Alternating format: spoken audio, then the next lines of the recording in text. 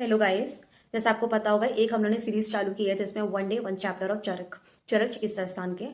तो वो जो सीरीज चालू हुई है वो वैसे तो मेनली सारे अपडेट उसके मेरे व्हाट्सएप ग्रुप पे आता, क्योंकि आपको तो पता ही होगा टेलीग्राम का क्या हाल चल रहा है मेरे साथ। तो कोई ना, come to the point. Point ये है कि मैंने one day one chapter challenge दिया सा था सबको, और ये प्रॉमिस किया था कि इवनिंग में मैं उसके शॉर्ट नोट्स या शॉर्ट मार्क जो है, या उसका पीवाईक्यू है, या फिर कोई भी कॉम्पिटिशन एग्जाम के लिए, उसके लिए मैं आपको हाईलाइट्स या शॉर्ट नोट्स प्रोवाइड करूंगी। तो as far as my promise, मैंने फर्स्ट डे कल हम लोगों ने एक चैप्टर किया था, व्हाट्सएप ग्रुप पे मैंने अपडेट कर दिया था। जो लोग मेरे साथ ज्वाइन है उनको पता होगा। बेसिकली ये 21 बैच एंड 22 बैच के लिए है। तो वो चैप्टर हमारा चरक चिकित्सा स्थान अध्याय 11 था।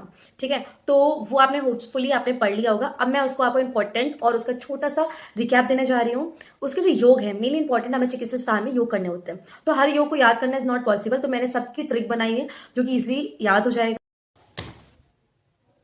स्टार्ट करते हैं। चैप्टर स्टार्ट करने से पहले मैं आपको बता दूं, चिकित्सा स्थान में मेनली हमें योग याद करने होते हैं। ठीक है, तो पहले तो मैं योग की आपको ट्रिक बता देती हूँ ताकि आपको थोड़ा इजी लगे। तो योग की इसकी ट्रिक क्या है, आज सबको षष्ठ एला गाय के साथ नाक को देनी है। तो क्या है कि आज हमें क्या करना है, षष्ठ एला गाय के साथ नाक को भी देनी है। तो आज के अ से याद करना अमृत प्राश घरा सदावादी चूर्ण होता है वो। षष्ठ के श से याद करना साड़व चूर्ण। एला के एलादि गुटिका याद कर सकते हो आप। और सात का जो श है उसे हमें सर्पी गुड़ याद करना है। और नाक के न से नाक बला कल्प। तो ये कुल मिला के 6 हमारे योग होते हैं। एक इसमें इंपॉर्टेंट बात यह आती है कि जो सर्पिक गुण है वो 4 बताया गया, और एक क्या बताया गया, सर्पिक मोदक है। गुड़ को आप कुछ अलग मत ले लीजिएगा, सिर्फ एक बट्टी का पर्याय है।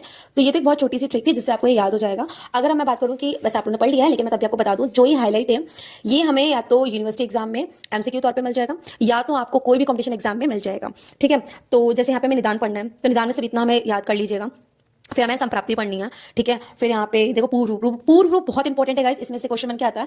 और एक कोरिलेशन भी है। मैं कोरिलेशन की बात बताऊं कि अगर हम इसकी पूर्व रूप की बात करेंगे तो तस् से है। वही वाद व्याधि में भी लिखा है, लेकिन वहां पे क्या तस् की जगह क्या है, तेषाम है। तो ये थोड़ा सा बहुत माइन्यूट डिफरेंस है, बट आपको याद रखना है। ठीक है, अब यहाँ पे आप देखोगे तो फिर यहाँ पे साध्य साध्य बताया गया है। और यहाँ पे अच्छा एक बात आपको याद आएगी कि यहाँ पे लक्षादित क्षीर की बात की गई है। लाक्षादित क्षीर की बात की गई है, और इसके साथ ही आपको यहाँ पे छोटा सा अपने चरक के ऊपर लिख लीजिएगा, जैसे मैंने लिख रखा नोट। लाक्षादित तेल जो है उसका वर्णन करा है ज्वर के लिए। ठीक है, और गुगलू के लिए भगन में करा गया है। ठीक है, तो यहाँ पे लिखा है। तो मैं आपको एक छोटी सी वीडियो बनाने का मेरा मोटो यही है, आपको टारगेट देने का कि जो इस चैप्टर से इंपॉर्टेंट होगा वो आपको मिल जाएंगे, योग आपको याद हो जाएंगे बाय द ट्रिक, और जो इंपॉर्टेंट है वो भी आपको इसके साथ दे दूंगी।